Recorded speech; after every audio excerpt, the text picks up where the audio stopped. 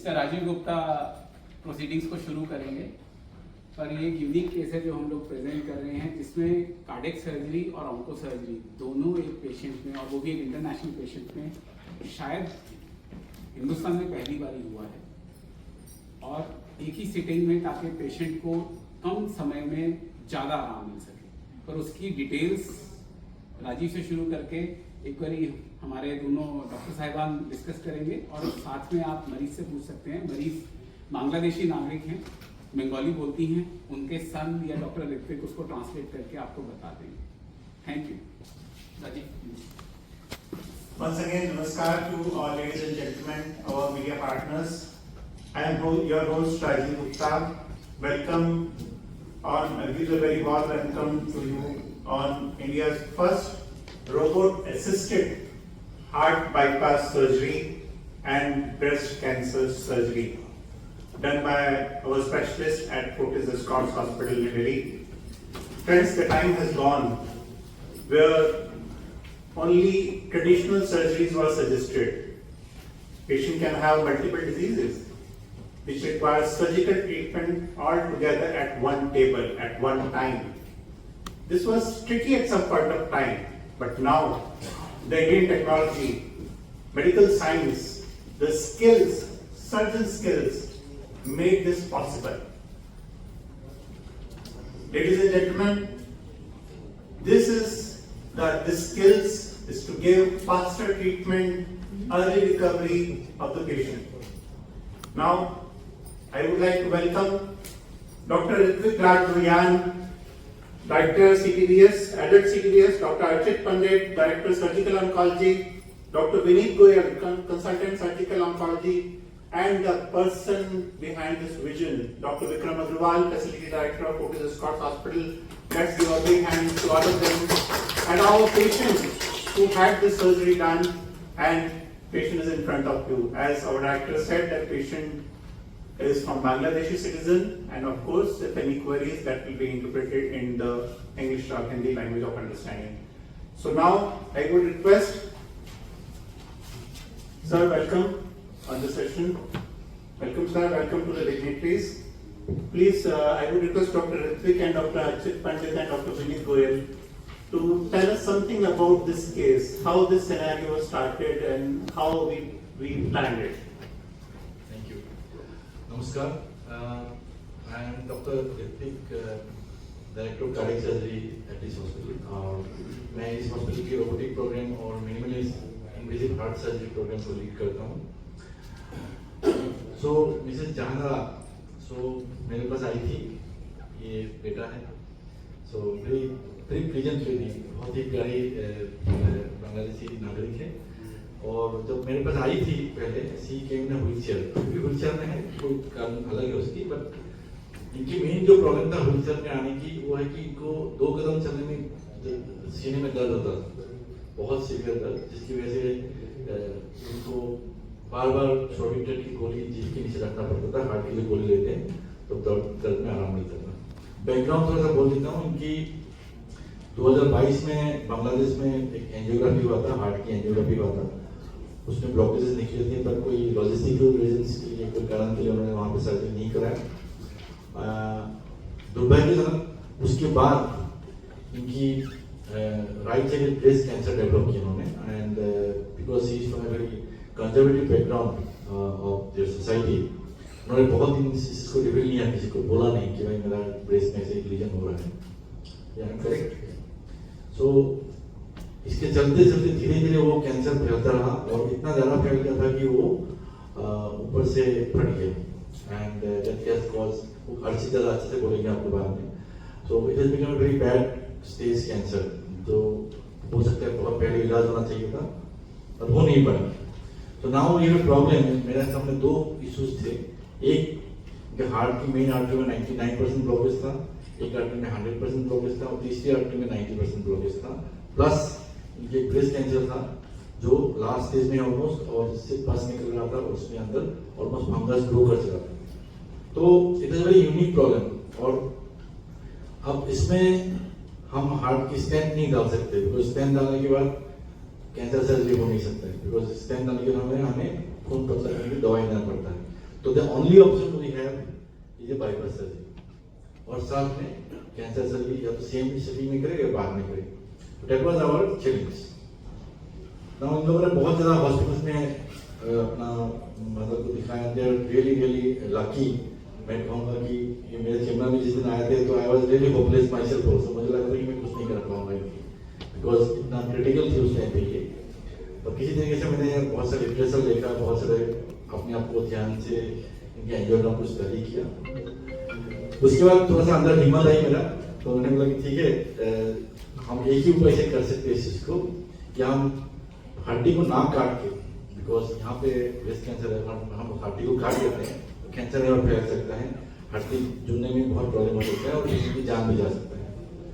तो हमने इसलिए मिनिमली इन्वेसिव बाईपास रोबोट की प्रोसेस से करने की तय किया लेफ्ट साइड से। At the same time doctor Arjit ने बहुत पॉजिटिवली उन्होंने भी राजी हो गया कि हम बाईसेप्टिक सर्जरी सेम टाइम में कर देंगे। उसी प्लानिंग के साथ हम लोगों ने इनके फिर से दोबारा यहाँ पे एंजियोग्राफी करा, क्योंकि पहले जो पिछले बार एंजियोग्राफी हुआ था 2022 में हुआ था, अभी 2025 चल रहा है, तो हमने यहाँ पे एंजियोग्राफी करा just to confirm the diagnosis. And then इनको हमने एंटीबायोटिक से अच्छे से ड्रेसिंग किया 3 से 4 दिन, एंटीबायोटिक शुरू किया, अच्छे से प्रिपेयर किया, इनको फिजियोथेरेपी शुरू किया, जो प्री ऑपरेटिव जो प्रिपरेशन था सब कुछ किया अच्छे से। एंड देन उनको धीरे धीरे इनकी तबीयत में सुधार आई, तो हमें भी थोड़ा सा हिम्मत आई ये सब करते हुए। एंड आई थिंक 22 तारीख को 12 मई को मॉर्निंग 7:30 के बीच में हमने सर्जरी शुरू किया था। सर्जरी करीब लगभग 10 से 12 घंटा चली। हमने पहले शुरू किया रोबोट के साथ और हमने इनको दोनों आर्टरी को बाईपास कर दिया एंड हमने खाओं को बंद कर दिया। And then we handed over to Archit. Doctor Arjit ने उनकी टीम के साथ ब्रेस्ट की सर्जरी करी, बहुत ही सफलता से वो भी संपन्न हुआ डिटेल्स। एंड इनको हम अगले दिन वेंटिलेटर से निकाल दिया और 7 दिन में इनको हमने हॉस्पिटल डिस्चार्ज कर दिया। So I think it's a very unique case. हम इसलिए बोल रहे हैं कि इसमें ये रिस्क कोई नहीं उठाएगा पहली बार। Director surgical oncology in Fortis Escorts Okhla.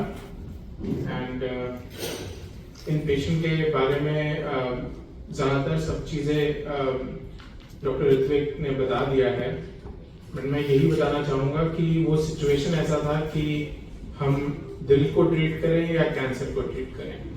So cardiac और कैंसर को इसलिए नहीं इलाज कर सकते क्योंकि हार्ट इतना वीक है कि अगर कैंसर को ट्रीट करने जाएंगे तो पेशेंट फेल करेंगे, और अगर हम हार्ट को पहले ट्रीट करते हैं और कैंसर को बाद में, तो कैंसर तब तक फैल जाएगा। सो ये एक दुविधा थी उस टाइम पे कि कौन सी चीज पहले करें कौन सी बाद में करें। तो ये बहुत ही एक अच्छा आइडिया डॉक्टर ऋत्विक के ही दिमाग में आया कि हमें ये क्यों ना हम ये दोनों चीजें साथ में कंबाइन करें और इसको आराम से अच्छे से प्लान करके, ताकि पेशेंट की सेफ्टी को हम प्रेफरेंस रखें। उस टाइम पे हमने बहुत सारा रिसर्च किया। इंडिया में ऐसा हमें कहीं पे भी कोई स्टडी ऐसी नहीं मिली कि ऐसी हुई है जिसको हम देख के हम हेल्प ले सकें या उदाहरण ले सकें। कुछ आउट ऑफ इंडिया 1 या 2 केस रिपोर्ट्स ऐसे हैं जहां पे ये सर्जरी इस तरह से प्लान करी हुई है, लेकिन इंडिया में ऐसा नहीं हुआ पहली बारी। तो इसलिए हमें बहुत सारा इस पे सोच विचार करना पड़ा कि पहले अगर हम हार्ट करते हैं तो हम स्टेनोटमी नहीं कर सकते। जो अगर आपने बहुत सारे हार्ट के बाईपास के पेशेंट देखे होंगे तो देखा होगा यहाँ पे एक कट होता है स्टर्नम पे, छाती में, तो वो नहीं करना था क्योंकि अगर वो कर लेते तो कैंसर फैल जाता। तो ये इसीलिए संभव हो सका ये सर्जरी, बिकॉज डॉक्टर ऋत्विक एक अनोखी सर्जरी करते हैं जिसको हम रोबोटिक कार्डियक बाईपास कहते हैं। तो वो सिर्फ एक छोटी सी कट से लेफ्ट साइड से कर सकते हैं, तभी हम ये कैंसर का भी ऑपरेशन सेम सेटिंग में जाके कर सके, और ये इसीलिए संभव हो पाया। और कैंसर के लिए हमारे पास जो मेजर चैलेंज था वो था कि जो बाईपास के दौरान जो ब्लड थिनर कर देते हैं, लेकिन वो ब्लड थिनर को भी हम उसी वक्त रिवर्स कर देते हैं ताकि कोई ब्लीडिंग की प्रॉब्लम ना हो।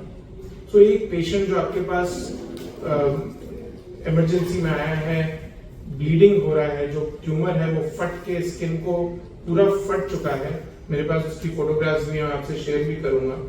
और उसमें से ब्लीडिंग हो रही है, तो हम ब्लीडिंग रोकें या हार्ट को संभालें, ये एक बहुत बड़ा दुविधा था जो साथ में मिलकर एक मेटिकुलस प्लानिंग से संभव हो पाया।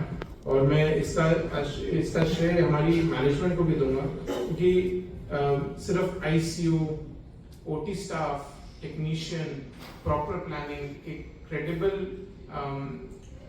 डॉक्टर्स का इनपुट, वो एक multi disciplinary, multi modal approach से ही संभव हो। जैसे सर ने बताया कि पेशेंट को so I'm Dr. Vineet Goyal. I'm a consultant in the Department of Surgical Oncology. हम लोग doctor Archit and me are part of same team, और हमने ही कैंसर पोर्शन को ऑपरेट किया था आफ्टर डॉक्टर ऋत्विक्स पार्ट। जैसे सर ने बताया कि नेक्स्ट डे हमने पेशेंट को वेंटिलेटर से हटा दिया था।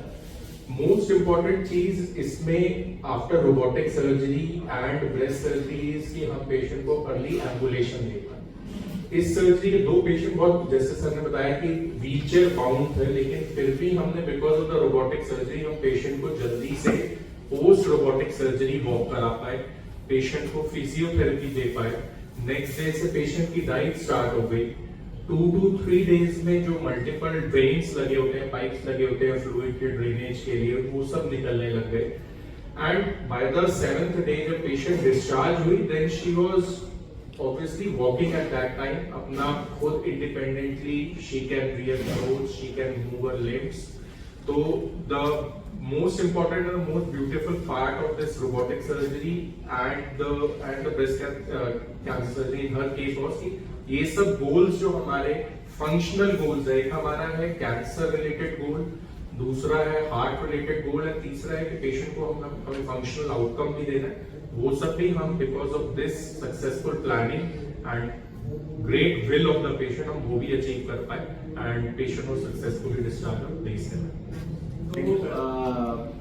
कुछ चीजें जो महत्वपूर्ण इसमें से निकल के आ रही हैं, फोर्टिस एस्कॉर्ट्स ओखला रोड पे मल्टीपल स्पेशलिटीज के डॉक्टर्स हैं और काफी जिसे बोला जाए अच्छी प्रतिभा के और इंटेलिजेंट डॉक्टर्स हैं, जिसकी वजह से एक यूनिक केस जो आया उसे डॉक्टर ऋत्विक और डॉक्टर अर्चित ने डिस्कस करके उसी दिन या उसी समय पे डिसाइड करा कि एक ही 2 सर्जरीज एक ही सिटिंग में की जाएंगी।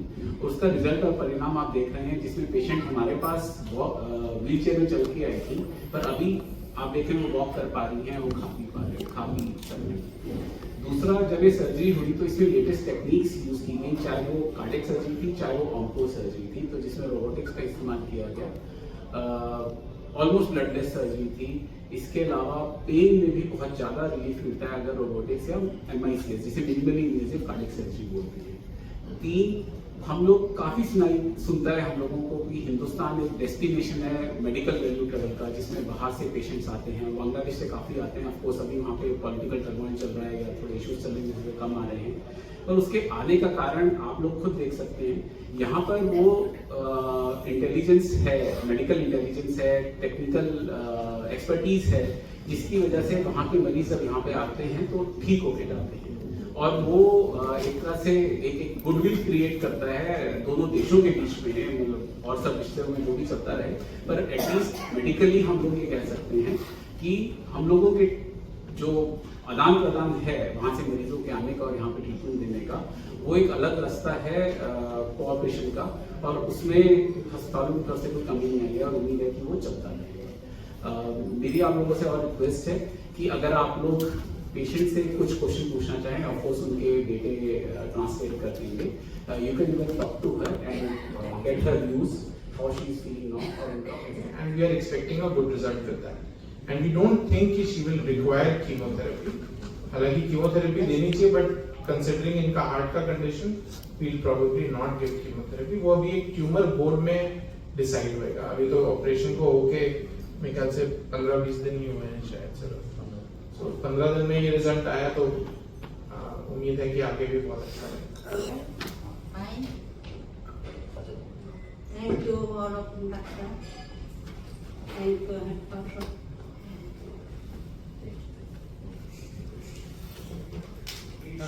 Stage 1 and stage 2 we call it locally advanced cancer. ये stage 4 नहीं है, ये पूरी तरह से फैला हुआ दूर दूर तक बाकी ऑर्गन्स तक वैसा नहीं है। एंड इनमें सॉरी ट्यूमर इनका देखिए, ब्रेस्ट में क्या होता है, ट्यूमर ग्रो करता है, फिर आहिस्ते आहिस्ते बढ़ता रहता है, और फिर एक समय आता है जब वो स्किन को पियर्स करके उसमें छेद कर देता है और उधर ही स्किन को खाता रहता है, और वहां से ब्लीडिंग होती रहती है जो जानलेवा भी हो सकती है। तो ये ट्यूमर वहां फैला है, और बगल की गांठों में जहां सबसे पहले ब्रेस्ट कैंसर फैलता है, ये वहां फैला था। बाकी और जगह पे इसके कहीं अभी अंश नहीं मिले हैं। तो we are looking at a very good cure option as well. So we are not just giving her एक अच्छी क्वालिटी ऑफ लाइफ, बट एक अच्छी quantity of life also. So we are looking at cure. Of course ये chemotherapy लेना थोड़ा सा मुश्किल है क्योंकि कार्डियक कंडीशंस की वजह से, but over a period of time we'll assess what treatment ये ले सकती हैं, क्या नहीं ले सकते हैं, उसी हिसाब से ये टेलर मेड करेंगे इस ट्रीटमेंट को, कि एक स्टैंडर्ड ट्रीटमेंट नहीं ले पाएंगे। मैंने ये सब कहने किया था कि हम कितने बजे ओटी में पेशेंट को ले जाएंगे। एक्चुअली इसमें सबसे चैलेंजिंग काम जो है सर्जरी से ज़्यादा वो एनास्थेसिया है, बिकॉज इस एनास्थेसिया में से हम एक लंग्स को बंद करके दूसरी एक ही लंग्स चलती है। सेकेंडली हमने इनके हार्ट को इनकी जांघों से एक्सेस किया था, 2 आर्टरी और 2 वेन से। तो ये सब स्पेशलाइज चीज़ें हैं कि इनका लाइफ की कोई खतरा ना है पूरा सर्जरी में। We made it sure. हमने इनके सारे ब्लड थिनर टैबलेट बहुत पहले से ही बंद कर दिया था, तो ब्लीडिंग ना हो, तो इनको ब्लीडिंग बहुत कम हुआ था। और क्योंकि अर्चित और टीम सर्जरी फिर से करेंगे इस सर्जरी के बाद, तो और ब्लीडिंग के लिए हमें ज़्यादा ध्यान रखा था। So we wanted to make it totally bloodless, तो उसमें हमें बहुत ध्यान दिया था। मैं कहूँगा कि एक एक्स्ट्रा 1 या 2 घंटा तो हम उसी चीज़ में लगा था कि ब्लीडिंग ना हो किसी तरीके से, और कोई रेस्पिरेटरी कॉम्प्लिकेशन ना हो। इसमें एनास्थेसिया में मेरे ख्याल से टाइम कोई 2 से 2.5 घंटे लग गया था एनास्थेसिया देने में, क्योंकि इनका एयरवेज बहुत छोटे थे, ट्रैकिया क्योंकि नेक बहुत छोटा था, तो टेक्निकल चैलेंजेस। बट इनिशियली हम लोग को थोड़ा डर भी लग रहा था कर पाएंगे नहीं पाएंगे, और धीरे धीरे वही पेशेंट्स धैर्य के साथ हम धीरे धीरे आगे बढ़े, और एक एक करके स्टेप आगे ठीक ठाक होता चला गया। एंड आई थिंक भगवान बहुत ही दया था वो के ऊपर को अपने आ रहा थे, तो we come out of this luckily. But मैं कहूँगा कि कोई भी सर्जन, मुझे नहीं लगता कि इस सर्जरी को लेने के लिए राजी नहीं होगा, बिकॉज उस कैंसर को स्पेशली देखने के बाद अपनी आंखों से जो ब्लीडिंग कैंसर है और जिस तरीके से फैला हुआ था, कोई भी मतलब इसमें बहुत ही उनके बेटे की बहुत रोल है इसमें। He was always very positive कि सब नहीं ठीक होगा, आप करिए ये वो। So he was very nice and very cooperative, and the patient also very cooperative, and she was very sure